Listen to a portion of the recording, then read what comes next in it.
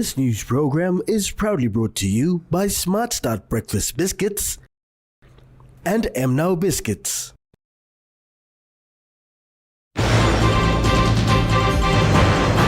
Preparation underway for national general elections. Local landowners call for beneficiary inclusion. NPM announces cabinet reshuffle and portfolio restructuring.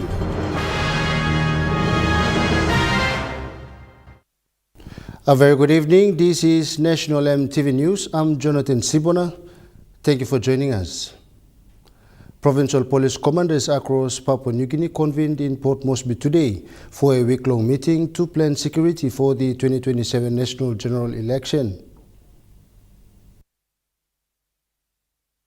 The meeting aims to trigger budget planning for nationwide operations while exploring resource mobilization options across various regional commands.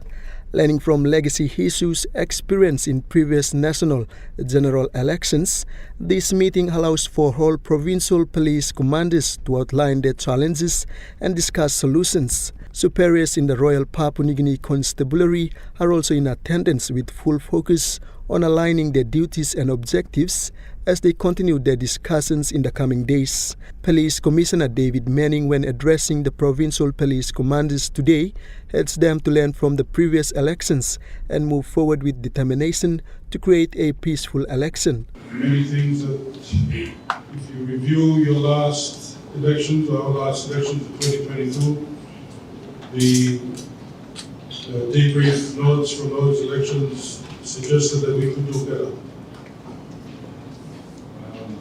I'm looking around this room now. I think there's one of you in here that has not been involved in an election in one way or another. This is not a new responsibility for the RPNGC. It's not a new responsibility. Commissioner Manning pointed out that firearms are barriers to successful and fair elections. Biggest enabler for disrupting, the national elections has always been the use of illegal firearms. We've worked, and our efforts continue. We've commenced efforts such as the firearms amnesty through the Minister's Office, and we'll continue to maintain that effort going into the elections. So, are there still firearms out there? Yes. Are we doing something about it? Yes. Just dependent on the Electoral Commission and the RPNGC and our state agencies, state security agencies doing our jobs. The biggest ingredient, if you like, in producing a successful election is by the active and positive participation of our communities. He noted new electorates have been created and police will expand its operations to those areas in collaboration with the Electoral Commission. New electorates that have been created, there's new electoral boundaries, what have you. Again, we'll be encouraging our Electoral Commission counterparts to make it a priority for those new electorates and where people should be voting or whatever. People need to be made aware. A more informed and more aware voter population, we see that the challenge in delivering a successful elections will be easier. Bougainville Chief of Police Service Francis Tokura, present at the meeting, stated they are also ready for the national election. We're still part of PNG. We've just recently conducted the Bougainville elections, and we're now into the national election. So much of what we'll be doing is just every time routine that we've done for the last few elections on Bougainville. We're ready as far as we are concerned. We'll be discussing that during the conference on the number of assistants with personnel that we can have. Benson Wema, National EMTV News. Police Commissioner David Manning outlined expectations for the 2027 national general election, stating that officers nationwide must ensure secure and conducive venues for the conduct of polling. Respective police commanders were reminded of this important event that involves the entire country and their responsibility to properly manage elections in their various commands. Ours is to provide an environment that is safe and secure to conduct elections. That is, our people are expecting us to allow for an opportunity or enable them to exercise their rights to casting their votes. It is not for us to determine outcomes. It's not for us to determine how elections should be conducted. Ours is a neutral and an enabling partnership with the Electoral Commission. Police Commissioner David Manning also spoke about how they can all work together to boost their capabilities. Open communication lines between yourselves and your Electoral Commission counterparts. Ensure that, but most importantly, ensuring that we understand each other. We understand our capabilities, we understand our constraints and what we do. Even more so than in past elections, greater alignment in what the Electoral Commission wants to do and what has planned to do and how we plan to support that. He told the media that from this meeting, a budget will be revealed which will assist all their operations. Those are numbers that we'll be talking about throughout this week. We have a budget that we've put together for Cabinet and to consider, and also with the numbers as well. We're still working on finalising numbers, especially from the PNGDF and Correction Services. There is an opportunity to engage members from the Pacific Police Support Group, PPI. I'll be discussing that further tomorrow with our colleagues in Australia when I go down. The police commissioner warned that fake news often circulates during such events, urging citizens to rely strictly on credible sources for accurate information. I have some plans to not only have the ability to investigate false news, use of AI and whatever, but also ability to also counter it by establishing one source of truth, hopefully jointly with the Electoral Commission, and it'll be part of our awareness program. Benson Wema, National EMTV News. Kariku Papua LNG Offshore Pipeline Holdings Limited is calling on the Minister for Petroleum and the National Petroleum Authority to include the 26 coastal clans of Nabuapaka, Chiria, Pinupaka of Papua LNG Offshore East Gas Pipeline Segment 4 as beneficiaries of the Papua LNG Offshore Pipeline. Papua LNG Offshore Pipeline Holdings Limited chairlady Linda Paru says these 26 clans were left out of the ministerial determination dated 6 June 2026 and they must be heard before any decision is finalized. Release a public copy of the SMLI and finally include the coastal communities in clan vetting and consultation process. Ms. Paru says a significant part of the community's traditional 3 nautical mile fishing grounds fall within the pipeline buffer zone or slightly outside but are directly affected by the project. Therefore, they must be included as beneficiaries. For our coastal villages, greenhouse effects and the climate change has affected us. We are 10 to how many kilometers away from where we used to be. It's shallow waters. We haven't had roads done. We are so close to the city, about 2 to 3 hours away.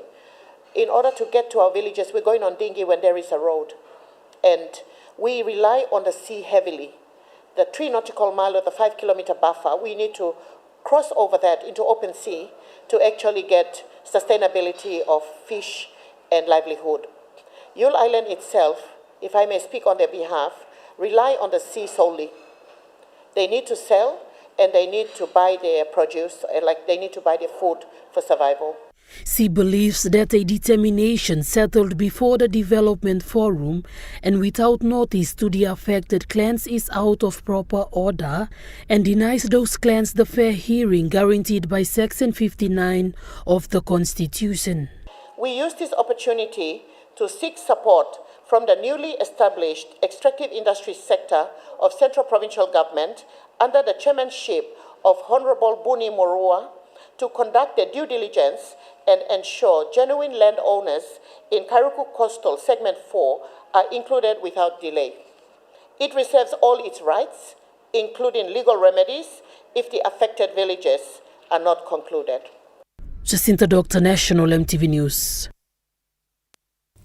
The Kairuku Coastal Segment for landowners are calling on the Minister for Petroleum and the National Petroleum Authority to include Delena, Pokama and their 8 clans who were omitted from the social mapping and landowner identification exercise as beneficiaries in the ministerial determination for Papua LNG. The Kairuku Coastal Segment for landowners are calling on the Minister for Petroleum and the National Petroleum Authority to ensure that the development forum is held with proper notice to all affected coastal clans before the determination is finalized. We are putting the ministry and the authority on notice. Genuinely affected are 41 clans, with 26 coastal clans of Segment 4 left out of the ministerial determination, and only 15 clans of Yare, which is part of Nabupaka, and not Oroi. I want to set that record straight. Oroi and Ala Ala declared. The group represents the coastal communities of Segment 4. The social mapping and landowner identification study identified these villages, Yare, Oroi, Ala Ala, which are recognized, yet others in the SMLI, including Nabuapaka, Chiria, and Pinupaka, were not recognized as beneficiaries. Pokama and Delena were not studied at all. The landowners say they depend on the sea for sustainability, and with the project set to commence, it will affect their livelihoods. So, Delena, Pokama, no different. All of us depend on the ocean, and we are affected by the ocean. We're not sure if when the pipeline is being laid down, we may be asked not to go fishing, and that's going to affect us as well. So we are actually coastal people that are greatly affected. Most of us are inside the 5-kilometer buffer, which is the 3 nautical mile.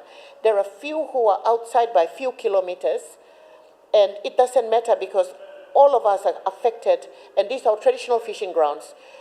We cannot rule a line and say, you fish here, you don't fish here, you're in or you're out. We are all communal people. We are related to each other in this whole Sound Bay.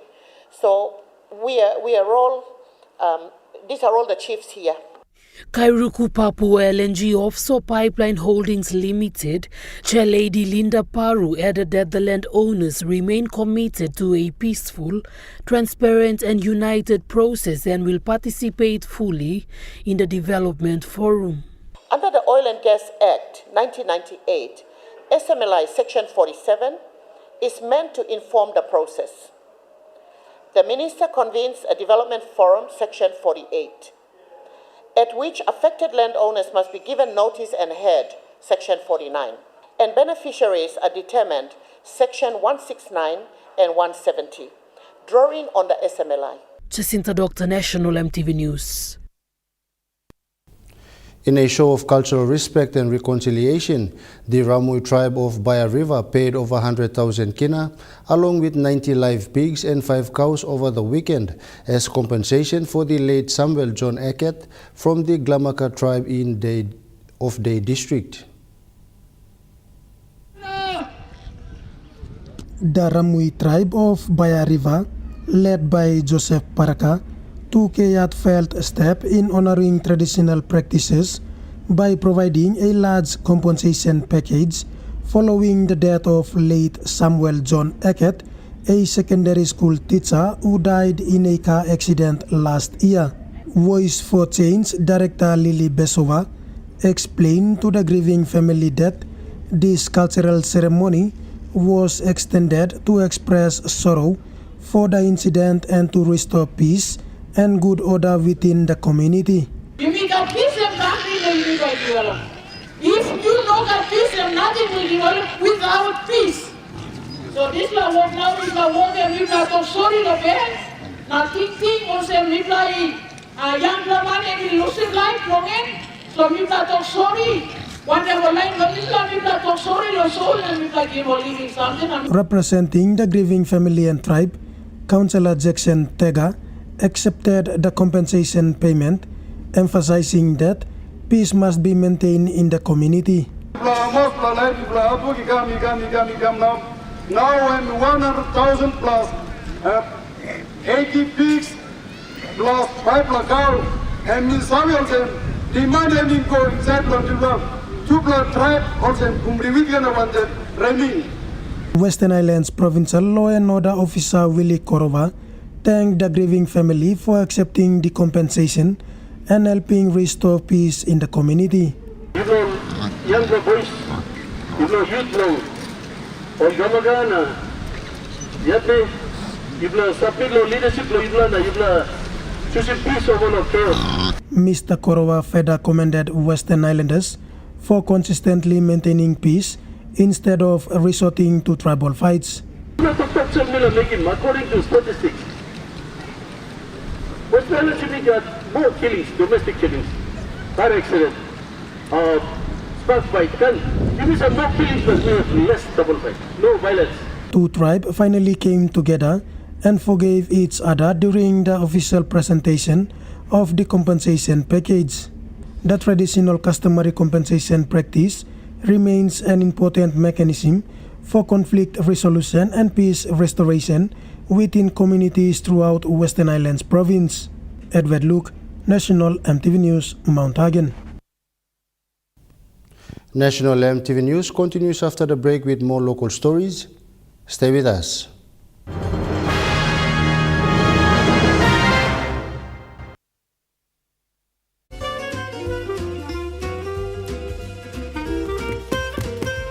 Chicken kebab saja nak? Yum! Beef stir fry. Chicken curry, my favorite.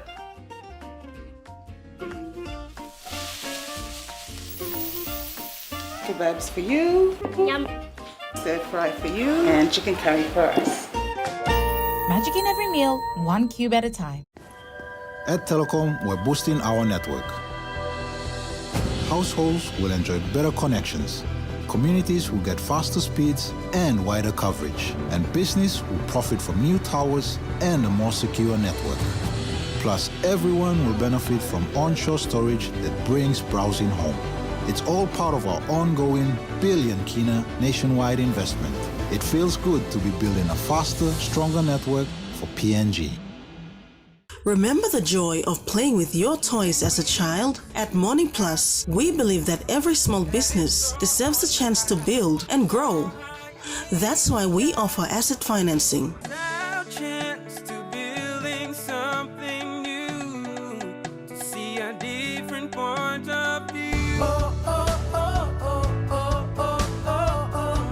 With Morning Plus, we're ready to go. Hello, everyone.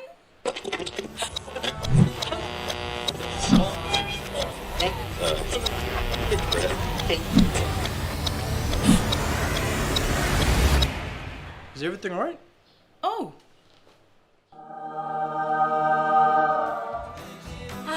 Yes. Everything's all right. All right with Roots. Make it right with Roots.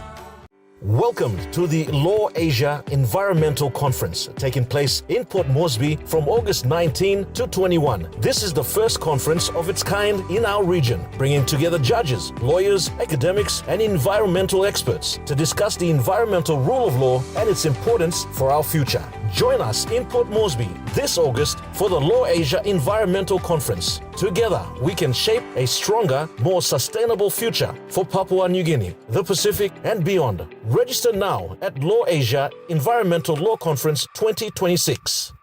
Ready for the world, so is your TISA Visa card.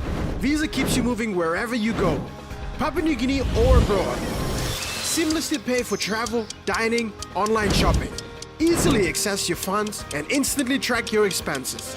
Every tap comes with security, trust, and peace of mind. Unlock the world of possibilities. And it all starts with the new TISA Visa card.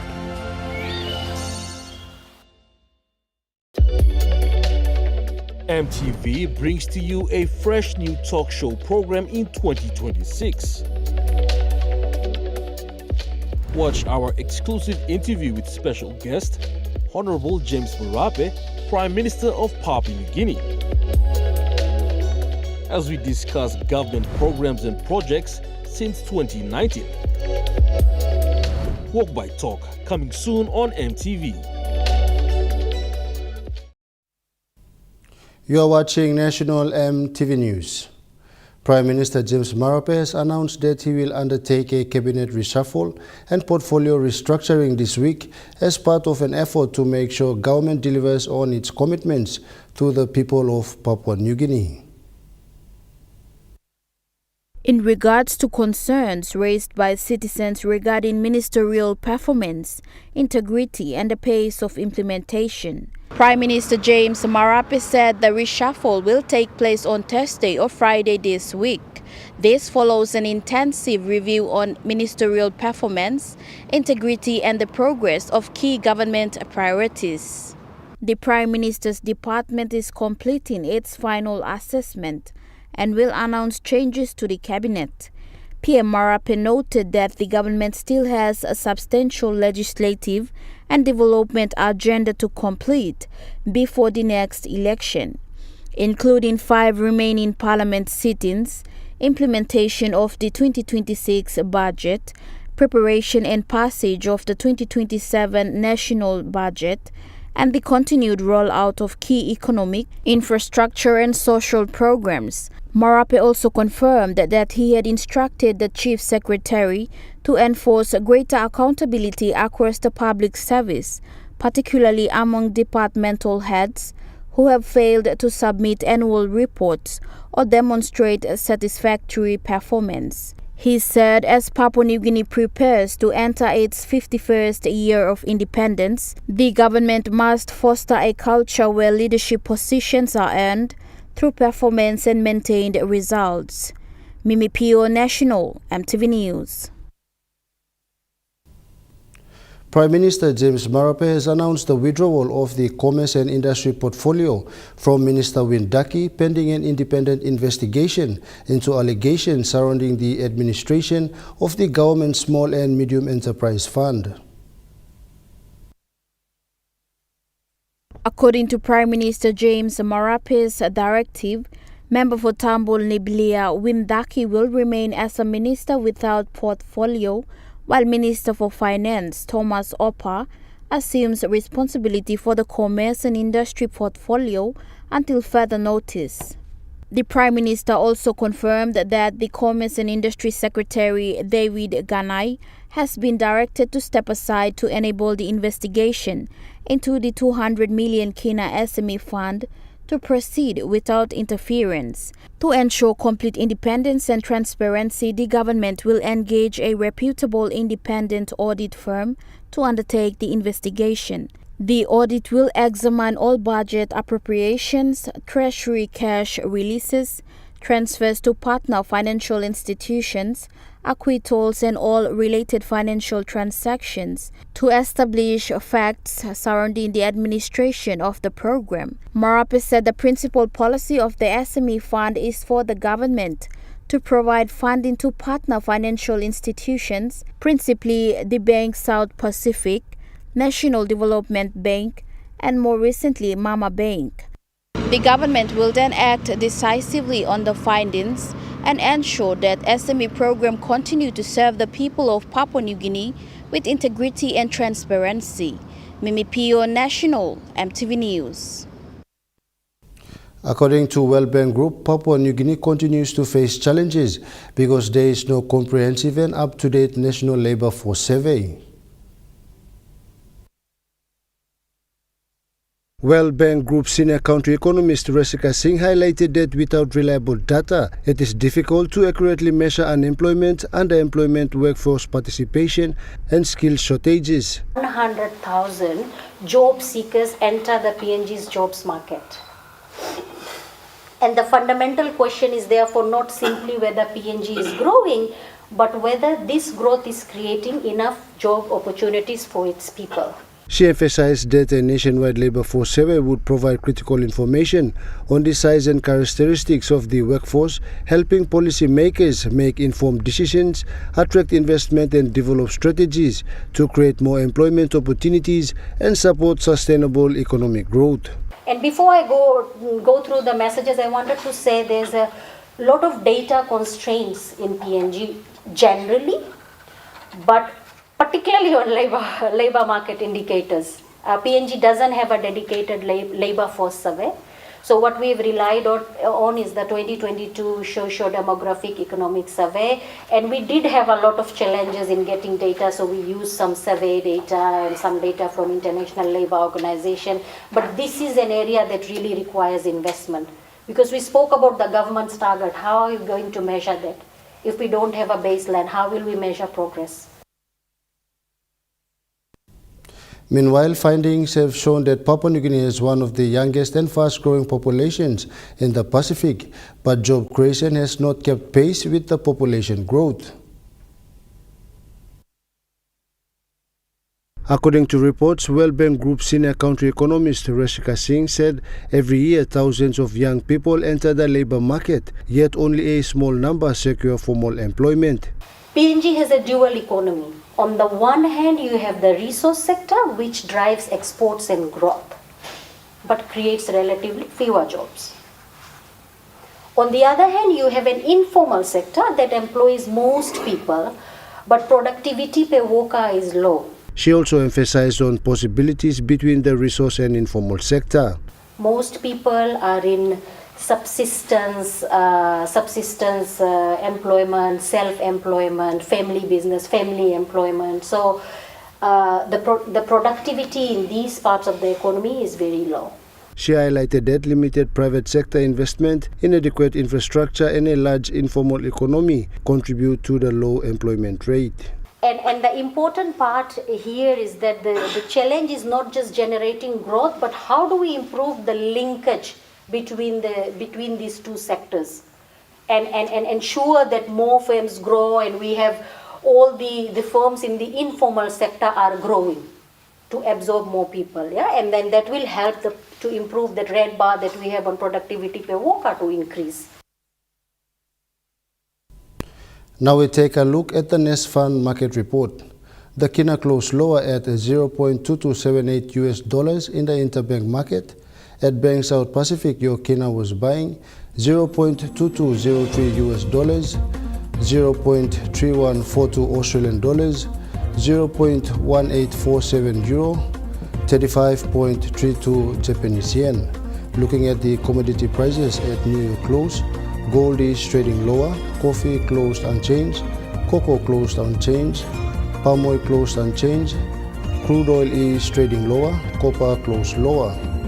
And on the stock market, the Dow Jones closed unchanged, the ASX 200 is trading lower, the All Ordinaries is trading lower. National EMTV News continues after the break. Stay with us.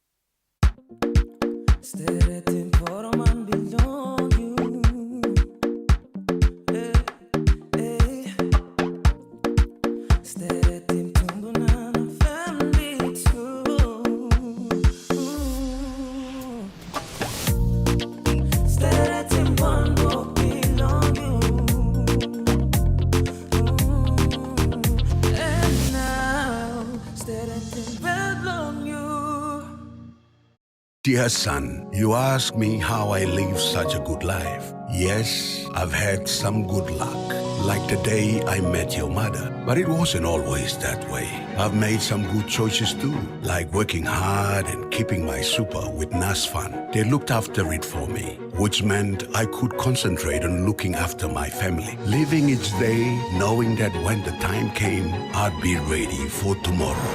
Love, Dad. Announcing the Skill Rise School Competition 2026 with monthly prizes of GFI products, student project fees, and a major prize of 25,000 Kina building project funding. You can make a difference. Here's how you can enter.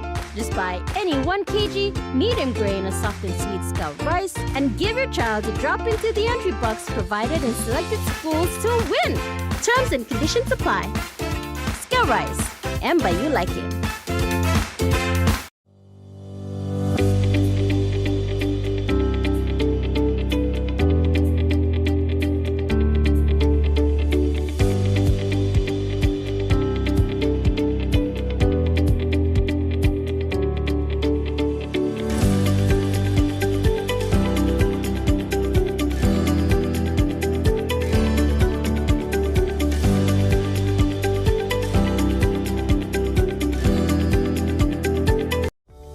Financial stress hitting you hard? Need a quick personal loan? At United Finance, we are fast, flexible, fair and familiar. Best of all, we charge absolutely no fees to apply. Borrow anywhere from 500 to 20,000 Kina. With quick processing and flexible repayments up to 72 fortnights, our regional teams nationwide are ready to serve you today. United Finance, we are here for you.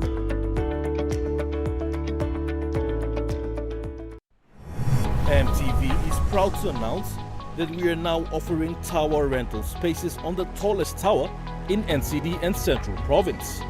Our new 80 meters television broadcasting tower proudly boasts an improved structure durability. It is versatile and suitable for various communications and broadcasting needs. It has a high internal load capacity, supporting multiple antennas and technologies simultaneously.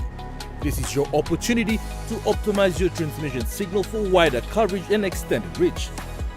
For co-location information, call 7723-3484 or email engineering@mtv.com.pg. MTV, your number one to watch. You are watching National MTV News. Moving to overseas news, Australian Prime Minister Anthony Albanese and Fijian Prime Minister have officially signed a landmark defense and economic alliance in Suva.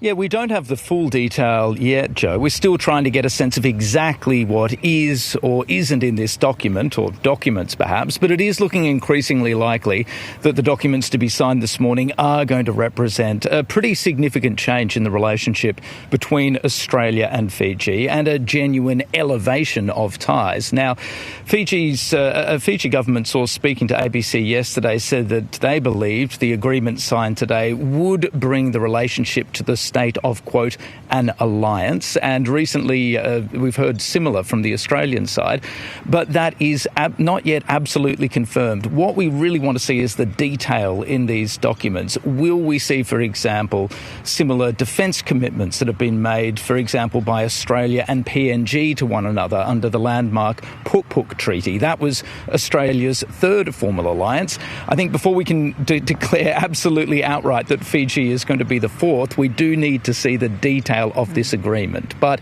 it is increasingly obvious that what we're getting today isn't just a minor elevation of ties, but a major one. We're looking at a series of documents that are potentially going to transform the Australia-Fiji relationship into something that is really quite different to what it was before.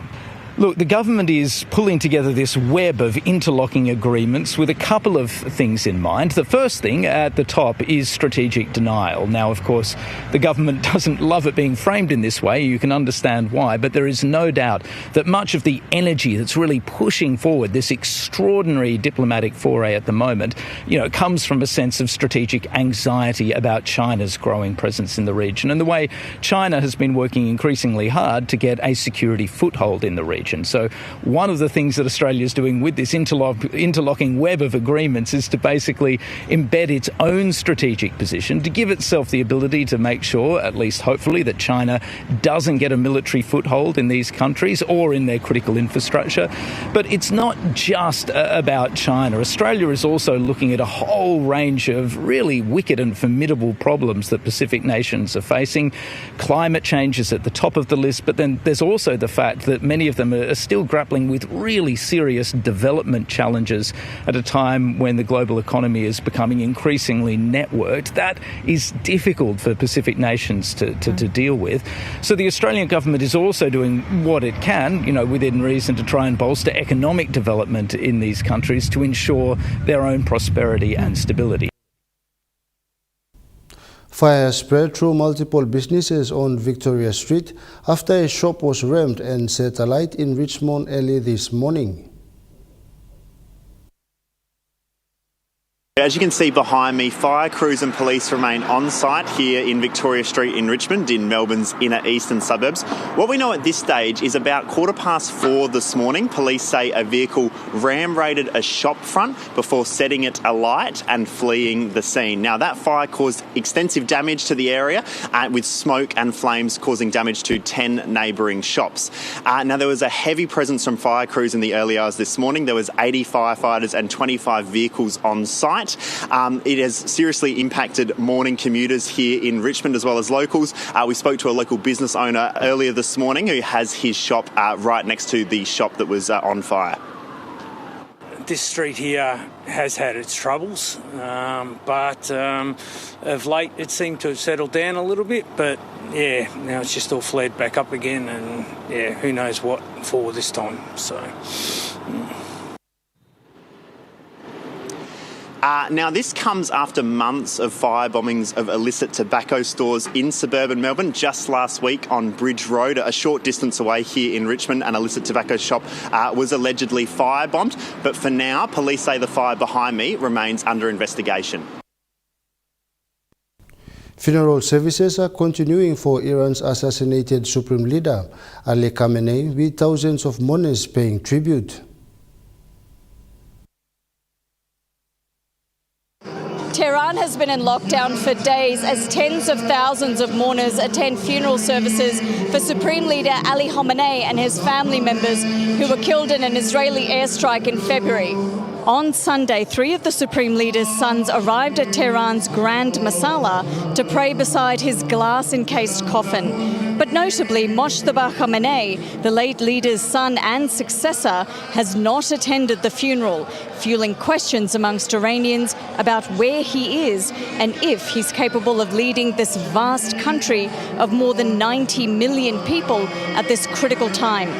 What we know is that he was severely injured in the same airstrike that killed his father. But for more than 5 months now, he hasn't been seen or heard. Supporters of the Islamic regime here say they still have faith in their new leader. For sure the son will continue on the path of his father. I'm 100% sure that we'll see him. I pray to God and to our Imam that he's healthy and he comes before us, because we really need him. Funeral ceremonies are going to continue for much of the week, with a procession travelling through Tehran on Monday, followed by the Ayatollah's remains being taken to Shiite religious sites in neighbouring Iraq, before his remains are finally buried in the city of Mashhad on Thursday. Lawyers for a prominent Palestinian doctor have issued a warning about his well-being.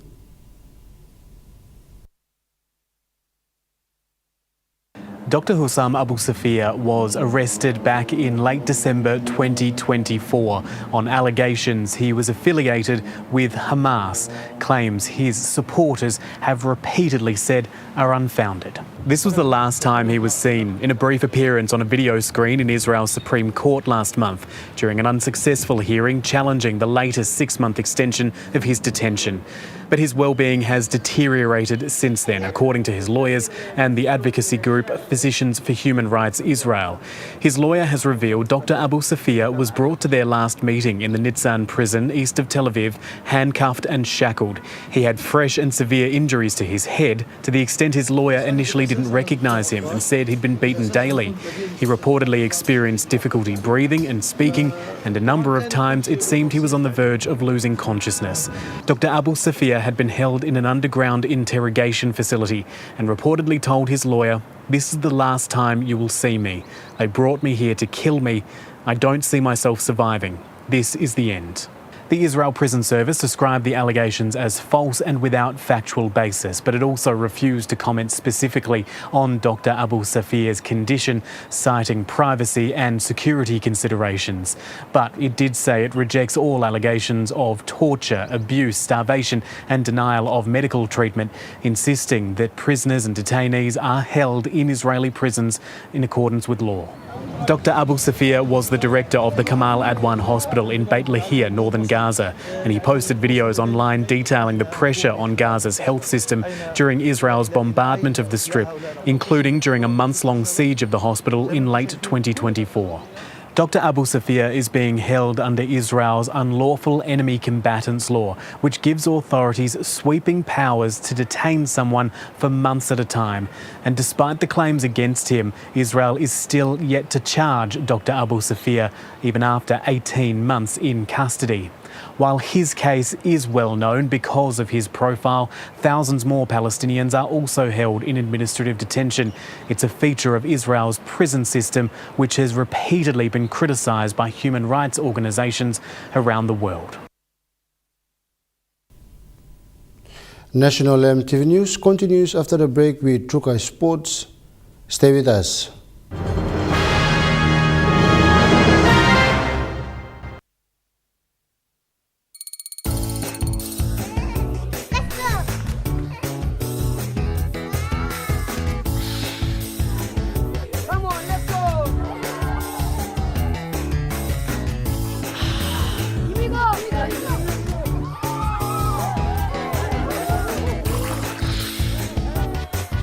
Accept the challenge. Choose PNG's favorite purified bottled water. True Wara, 100% PNG made. Proudly bottled by Paradise Foods.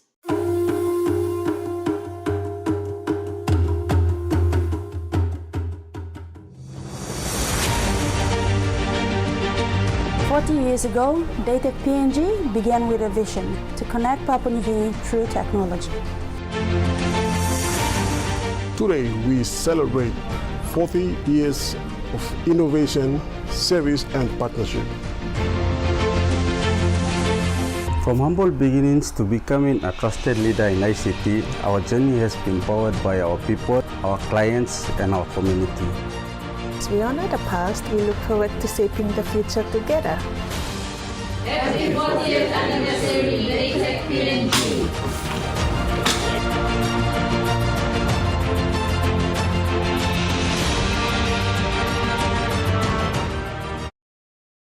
Hello, everyone.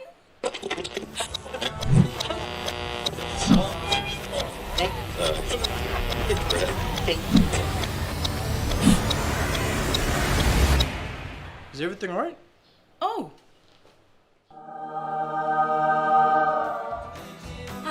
Yes. Everything's all right. All right with Roots. Make it right with Roots. Enjoy more talk, more text, and more time online with Telecom More Bundles. Choose from 8 plans ranging from 3 kina with 600 megabytes of data all the way up to 75 kina, loaded with a massive 35 gig. Best of all, each plan comes with an unlimited on-network call minutes plus on-net and off-net talk and text. That's way more time to chat with family and friends. Telecom More Bundles. Top up now. Remember the joy of playing with your toys as a child? At Morning Plus, we believe that every small business deserves a chance to build and grow. That's why we offer asset financing. Our chance to building something new, to see a different point of view. With Money Plus we're ready to go.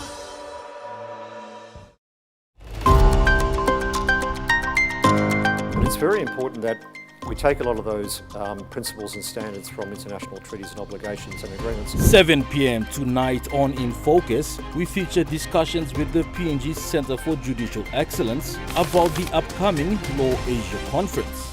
Law Asia is an organization that involves judges, lawyers, academics. That's on tonight.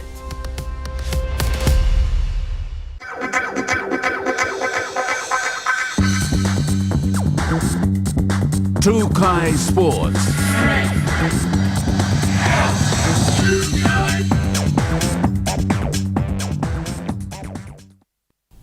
Welcome to Trukai Sports.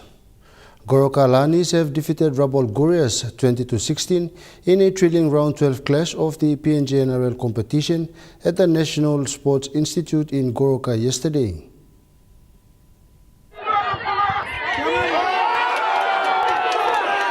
Playing before an enthusiastic home crowd, the Lahanis produced a determined performance to secure 2 valuable competition points against one of the competition's top 4 sides. The home side took a narrow 6-2 lead into half-time after a tightly contested opening spell, with both teams displaying strong defense and physical forward play. The match burst into life in the second half. The two sides both traded tries in an entertaining contest. With scores locked at 40-0 late in the game, Lahanis centre Noah Nom crossed for the decisive try to give the home side a lead that they held onto the 20-16 victory. Second rower Stephen Gopave was outstanding throughout the match and was deservedly named the player of the match after producing a tireless performance in both attack and defence. The victory sees the Goroka-based franchise climb to the 7th place on the PNG National Rugby League competition ladder, with 13 competition points from 12 matches, comprising 5 wins, 3 draws and 4 losses. The Lahanis are level on points, with 6th place Hela Wigman but trail on points differential. The Lahanis will take on Mount Hagen Eagles in Minj, while Gurias move on to host Candace in Kokopo. Joel Mipari, Trukai Sports. Football development in East Sepik Province continues to gain momentum, with the Wewak Football Association strengthening grassroots pathways, supporting rural competition and encouraging more local associations to affiliate under its leadership. The president of the Wewak Football Association, Judith Kamasi, says the association is now the official Papua New Guinea Football Association member representing East Sepik Province. Kamasi say Wewak Football Association received its full PNGFA membership in November last year, becoming one of country's 22 recognized member associations. She says PNGFA allows only one member association per province, except for Port Moresby and Lae, which each have 3 members. She says all football matters concerning East Sepik Province must now be channeled through the Wewak Football Association as the province governing body. Kumasi also highlighted the recent football tournament held in Turubu, southeast of Wewak, saying it showcased the growing partnership between the Wewak Football Association and the WOM Football Association. She says WOM Football Association is an associate member and sub-association of the Wewak Football Association, allowing its players to participate in the Wewak Football Association organized tournaments and become eligible for provincial talent identification and selection opportunities.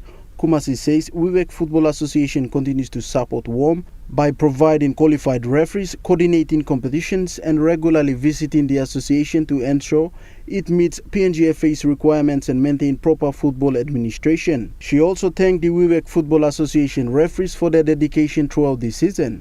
Kumasi says despite rain or sun, referees have continued to officiate matches despite facing verbal abuse and at times physical threats. Kumasi says such behavior will no longer be tolerated, with yellow cards, red cards, suspensions and bans to be enforced under the PNGFA regulations.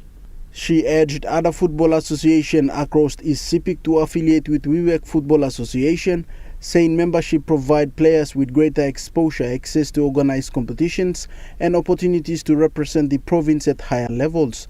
Joel Mipari, Trukai Sports. Trukai Sports continues after the break. Stay with us. Trukai Sports.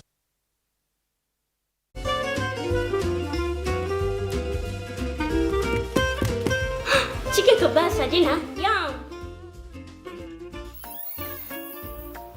Beef stir fry. Chicken curry, my favorite.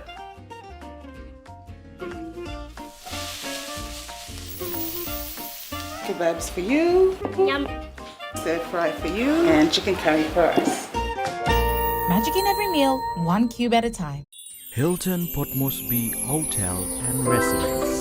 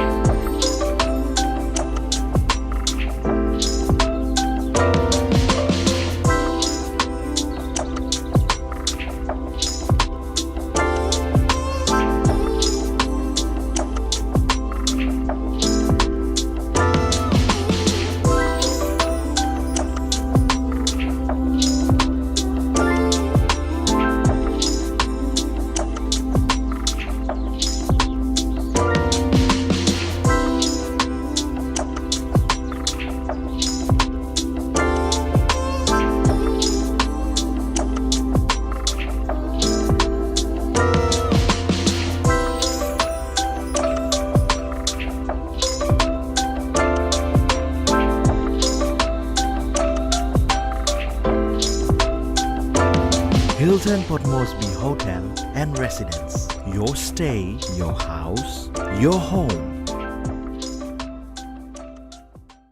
Dear son, you ask me how I live such a good life. Yes, I've had some good luck, like the day I met your mother. But it wasn't always that way. I've made some good choices too, like working hard and keeping my super with NASFAN. They looked after it for me, which meant I could concentrate on looking after my family. Living each day, knowing that when the time came, I'd be ready for tomorrow. Love, Dad. Sport is one thing that can give kids direction and keep us out of troubles. Sport is more than just a game. It's passion, it's pride, it's community. Every week we bring you highlights, the heat and the heart of the game. Very special representing our country. Big plays, big personalities and big moments. If it's making headlines and it's making history, it's on Sports Scene. Thursdays at 7 p.m. on your number one to watch, EMTV.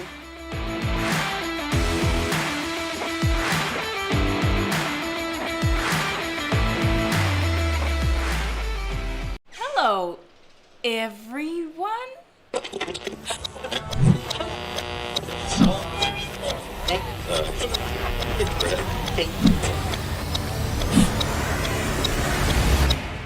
Is everything alright? Oh.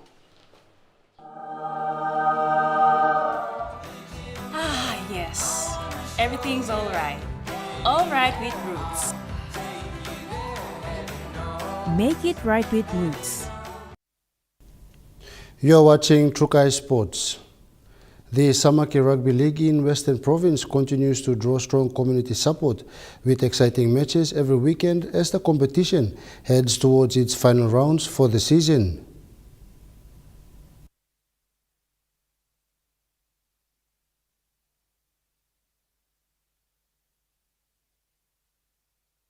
The Samaki Rugby League, also known as the Awaba Rugby League, is continuing to gain momentum in the Delta Fly district of Western Province as the competition enters round 9.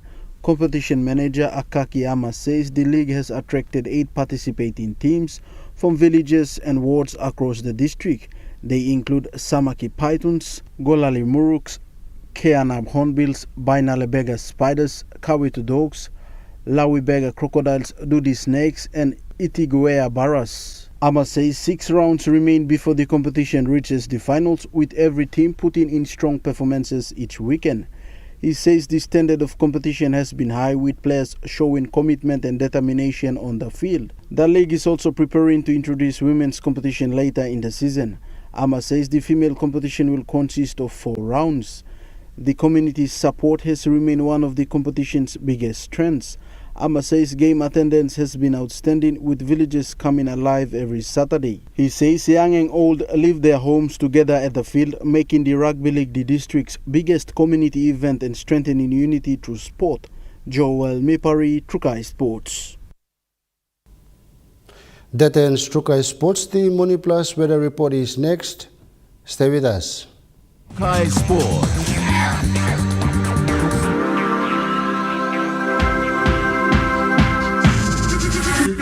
Trukai Sports. Hello, everyone.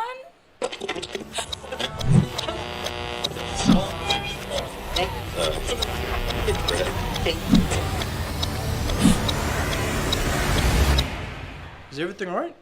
Oh.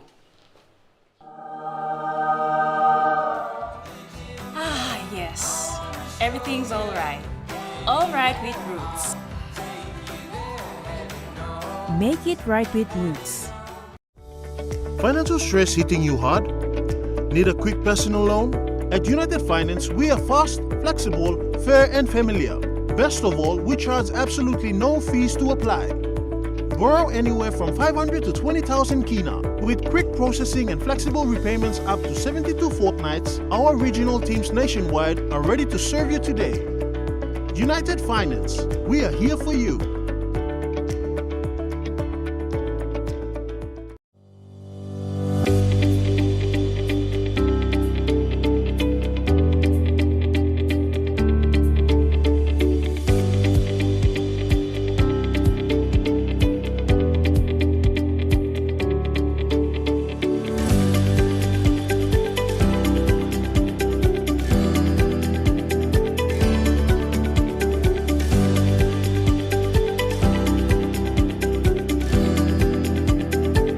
You get big data and big value with Telecom Good Pillar mobile data plans. From only 3 kina, you get 1 gig for 24 hours. And for only 150 kina, you get 130 gigs over a whopping 30 days. And with loads of Good Pillar data plans to choose from, there's a small, medium or large plan to match your budget. Dial *777# to subscribe.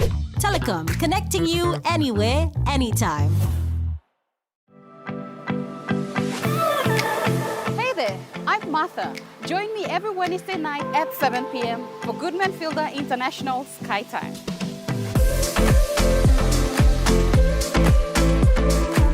The cooking show where we inspire you to create simple and delicious meals using ingredients available near you.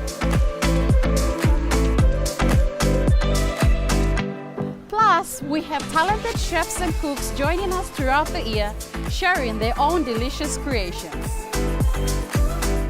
Remember, that's every Wednesday night at 7 p.m. right here on your number one to watch, EMTV. Remember the joy of playing with your toys as a child? At Morning Plus, we believe that every small business deserves a chance to build and grow. That's why we offer asset financing. Our chance to building something new, to see a different point of view. With Money Plus, we're ready to go.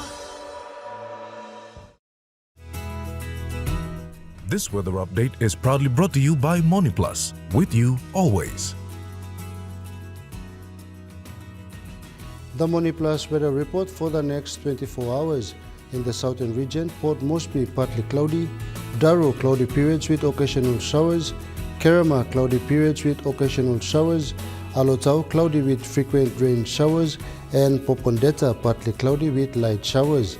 In the Momase region, Lei City cloudy periods with rain showers tonight, Medeng partly cloudy to clear skies, Wewak partly cloudy, and Vanimo partly cloudy.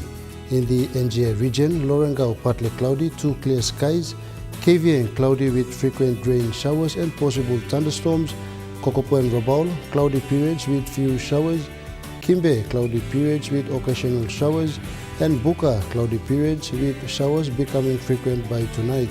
And in the Highlands region, Mount Hagen City partly cloudy, Goroka, Bans and Kundiawa partly cloudy, Mendi, Tari and Wabeg, partly cloudy with few morning showers expected.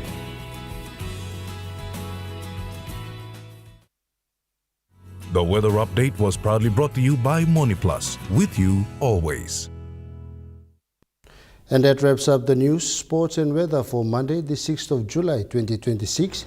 From all of us here, pleasant viewing and good night.